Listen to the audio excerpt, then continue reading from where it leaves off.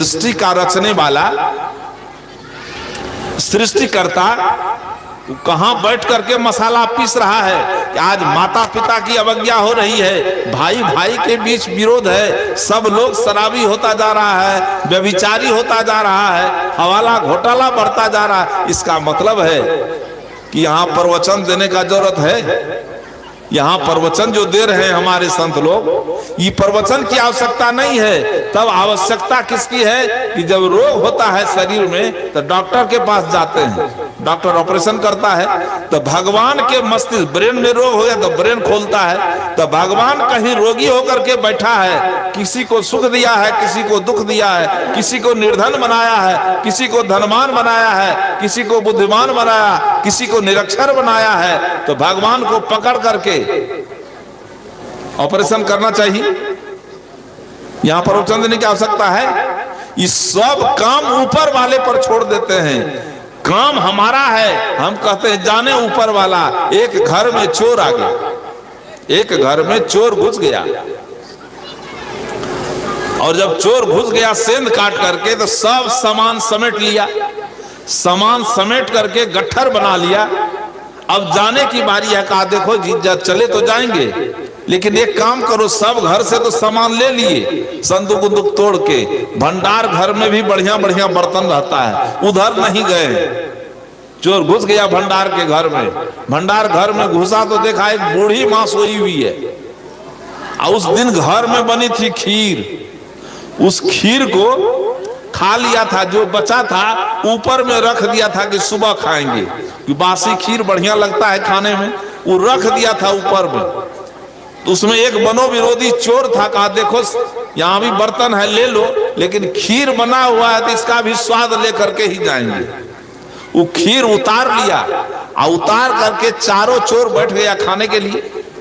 तो जो मनोविनोदी चोर था सबको परस दिया, अपने भी ले लिया, लेकिन खाने से पहले कहा कि देखो हम लोग खा रहे हैं, बूढ़ी माँ भी यहीं सोई है, इसको भी खीर खिला देना चाहिए, नहीं तो हम लोग बेईमान हो जाएंगे।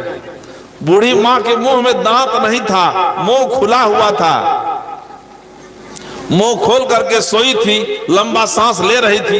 वो खीर का गोली बना करके मुंह में डाल दिया, और जब खीर की गोली मुंह में चली गई, सांस हो गई बंद, बूढ़ी माँ जग गई।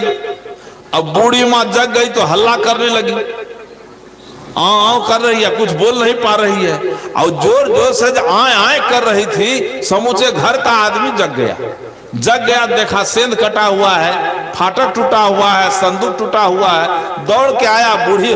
चोरवा जो था ऊपर में था धरम, दो ठो छरप करके ऊपर चला गया, और दो चल गया मां बूढ़ी के खाट के नीचे।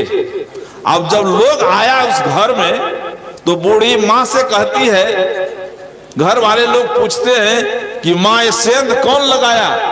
कहा ऊपर वाला जाने। कहा ये अलमारी कौन तोड़ा? कहा ऊपर वाला जाने। कहा खिड़की कौन तोड़ा? कहा ऊपर वाला जाने। कहा ये तुम्हारी मुंह में ये दशा कौन कर दिया? कहा ऊपर वाला जाने। ऊपर वाला जो चोरवा था वो समझ लिया, लगता है बुढ़िया हमको देख लिया है, अब बुझ गया हम तो पकड़ाएंगे। तो चोर कहता है ऊपर से, गए बुढ़ी, ऊपरे वाला सब जाने, तोरा खटिया के भीतर में दूठा है सो नहीं जाने।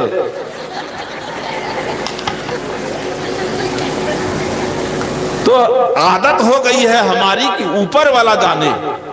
ये प्राधीनता हमारे जीवन में आई है, और पंडित ज्ञान हमारे जीवन में आया है कि पंडित के बिना हमारा एक कदम नहीं चलता है। शादी विवाह करेंगे, कितना पराधीन जीवन है कि शादी विवाह करेंगे, क्या करना है?